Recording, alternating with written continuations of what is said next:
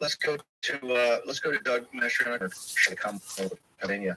Colonel, assessment as governor, give us your assessment of Judge Alito's draft ruling, which will really send power back to the state legislatures, of which you're part of in Pennsylvania, to make decisions here about abortion, sir. Yeah, what happened in '73 when it became a federal decision and a federal issue, I think, was not constitutional. So this is righting the ship, and instantly 18 states, when this is adjudicated and finally, the last votes are in June or whenever it comes out, this will put the power back in the hands of all 50 states, and 18 of those states already have legislation to limit or restrict abortion greatly, which Pennsylvania is one of them. Tell us how this is going to impact this decision, because right now you see the crowds gathering outside the Supreme Court. The MSNBC kind of forgot, like they forgot COVID. All of a sudden, Ukraine's off the, 24 hours a day, Ukraine's off, and they're focused on this. What impact do you believe that have overall race? And where are people in the Commonwealth of Pennsylvania? Where are their heads right now, the citizens are on this very important and vital issue? Well, and I've been upfront with this, Steve.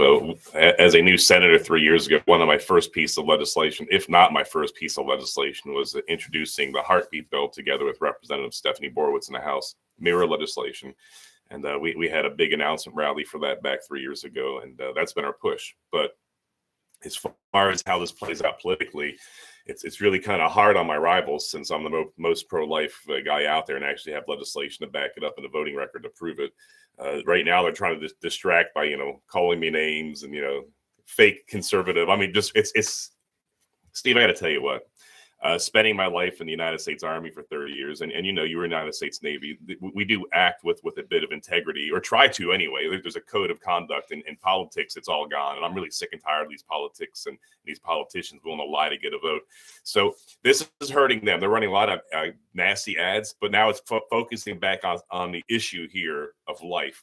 And it's funny, in 1776 in Philadelphia, when we declared our independence from that king, it was all about life, liberty, and a pursuit of happiness. So we're back to basics here and things that matter. Colonel Mastriano, how do people follow you, and how do they get to you on social media and follow your campaign as they see these attacks on you and your responses? .com, DOUG4, number 4, gov.com, and all the details you need to know about me are out there. Colonel Mastriano, I think you're a pretty tough guy. I think you'll be able to take the incoming. I'm just betting on that. Yeah. Take the incoming. Not as tough as you, Steve, but yeah, bring it on. No.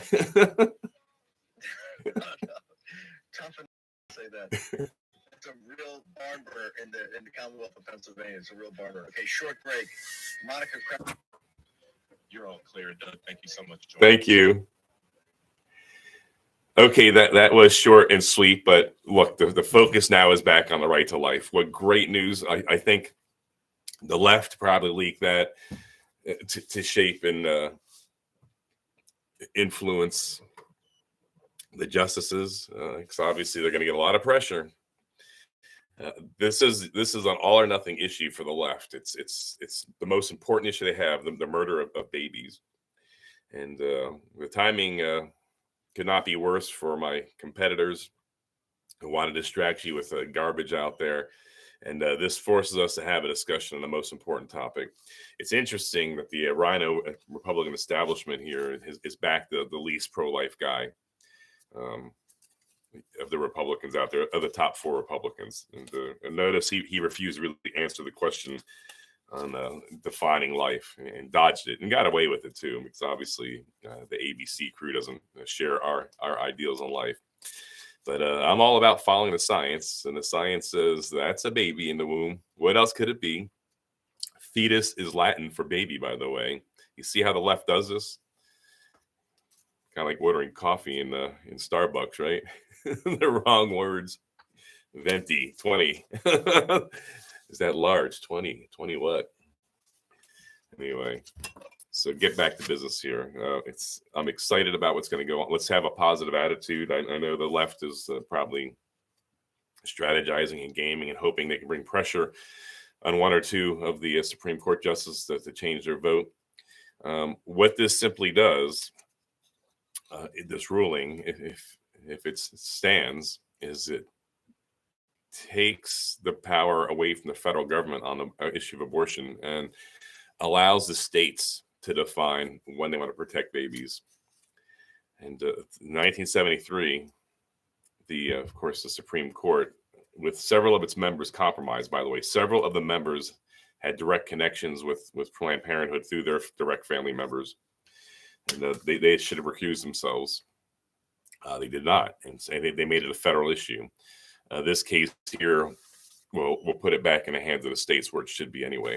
Federal government has seized too much power over the years. I'm sorry. I have a selfie light. I'm using a different selfie stick without a light on it because sadly the grip that holds the phone in place broke yesterday. I have another one on order. A little expensive, like $40, but anyway. And everyone knows where I stand on it. Very clear. Life starts at conception. Introduced one of my first pieces of legislation. May have been my first piece, but definitely one we worked on the hardest early on as a new senator in 2019. It was the heartbeat bill.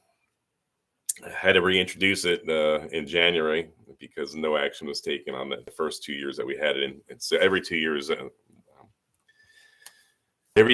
a fixed timeline. Things like reset at the General Assembly. So legislation doesn't stack up. Every 2 years, you got to start all over again. That's called a new session. So sessions are 2 years in length. And this new session is 21 through 22. And then, of course, legislation by the senators and reps that they saw no action on, but they want to reintroduce. They reintroduce it, of course, in 23, every 2 years. So that makes sense. I can't stay long. I do have a meeting to run off to, but so the heartbeat bill, I'm at conception. The Republicans have failed on this issue here immensely on the right to life. We actually had an opportunity in the 80s to, in effect, end abortion. And even back then, there was many Democrats that were pro-life back then. I used to watch C-SPAN and watch Congressman Henry High from Illinois and Congressman Chris Smith in New Jersey leading the charge on the right to life. It was a very engaging and intriguing time. Democrats always have a way to kind of their game then. Of course, the Republicans wanted to ban all abortions. I agree. Democrats came back. We will vote on this, but we want the exceptions, health of the mother, rape, and incest. And the Republicans, in hindsight, should have said yes. And because only between 1% and 4% of the abortions include those three exceptions. Imagine how that happened back in 1984. I believe that was the year that the big debates happened. Ronald Reagan was poised to sign that into law. And the Republicans, I understand it because, I'm of the same mind. Well, no, all lives matter, even those, conceived in rape or incest or health of the mother. And but now we have uncontrolled, unbridled, unrestricted abortion. California, Colorado, and New York, and even in Virginia before they got their governor was talking about, infanticide, even killing the babies afterwards, or when they're about to come out of the birth canal sick. That would have been a great move, and it would have saved probably 60 million babies or so, at least 50 million babies. That's significant, and the Republicans blew it. Take what we can get initially, and then tactically, that would have been strategic victory. And then after that, advance your agenda like the Democrats do. Yeah. They will appear to compromise with Republicans from time to time, but it's all anytime they have a win, they seize that win and they hold that ground and they wait for the next cycle where oh no, we're going to go no far further than this, and the next year they go further. I've dealt with people who are all or nothing still, and it's because of these attitudes we have nothing, and we have almost 70 million abortions now in America. Imagine how in 1984 that could have saved 50 million babies' lives. Wouldn't that have mattered?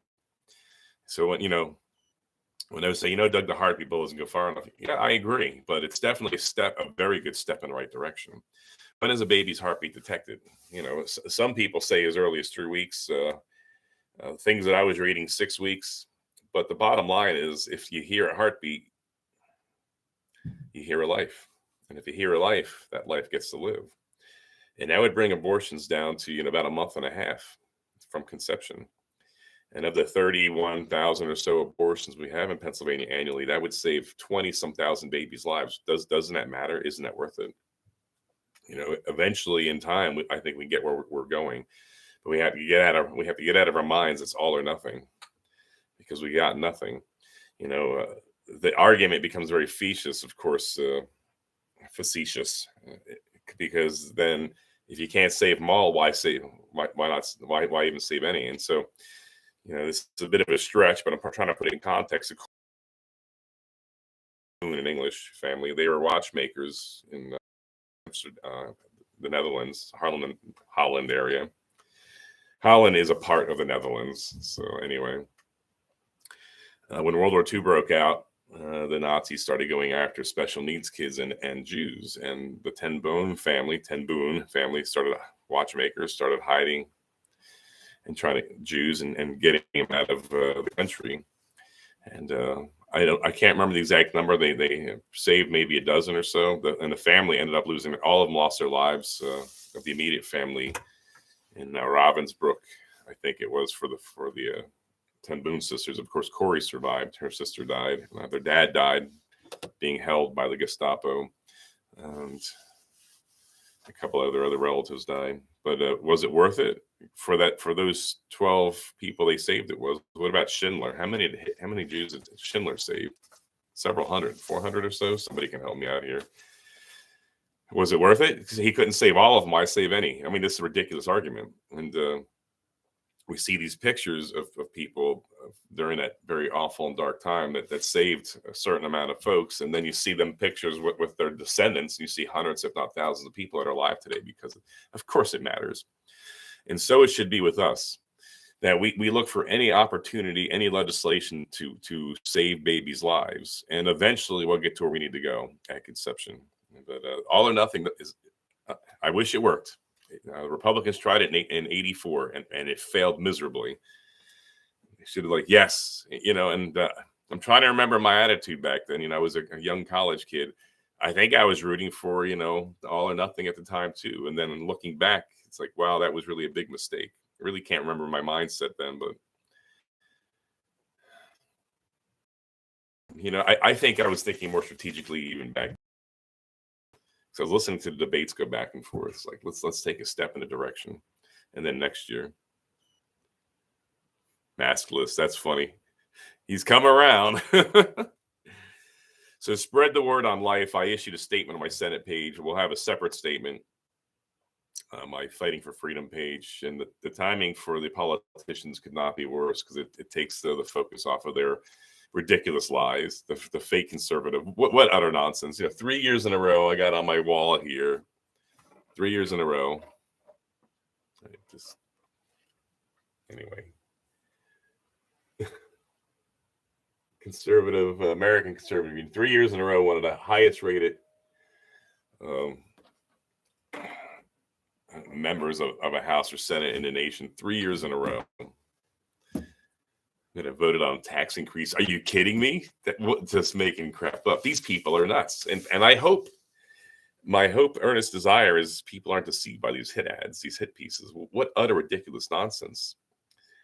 Anyway, so I got to go upstairs. I got to get out of here. Thank you, my friends, for tuning in.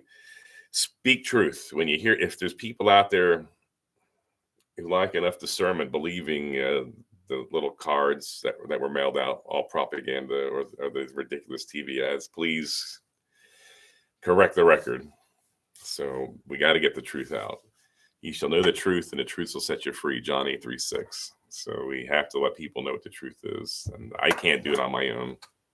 And I'm not going to spend my time defending against lies. I think there's two things I hope that these rhinos want. Obviously, first off, as far as direct to me, to the people out there, they want to influence you. They don't vote for that guy, because here's a series of things we made up about him. Hopefully, people first off are smarter than that. If you're in a room with anyone advocating this, challenge them. Show me what tax increase match you're going to vote for. There ain't none. I'm a consistent no on anything like that. One of about four of us that are consistently no. On Wolf's budget, that was I think I was a no on just about everything that came through, especially funding University of Pitt that still has to answer for their using body parts of babies to experiment on. It's disgusting. But I think for me, they want to distract, get me off subject, defend. And we need to see forward looking. Why would I spend time defending against their lies? There's no point to it. We don't want to be on defense. We've been on the offense for 2 years. We're staying on the offense.